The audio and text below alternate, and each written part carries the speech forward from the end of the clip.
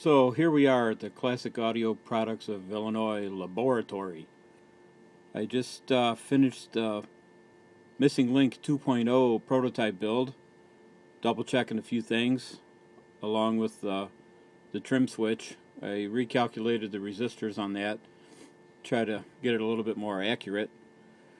With the little Excel spreadsheet I wrote, pretty basic stuff. And just always nice when the math works out. So half dB steps. Right now we're at unity with no loss. Here's the first step, pretty close. Second step, pretty close. Third step, fourth step, fifth step. Oh, and the final step. Damn.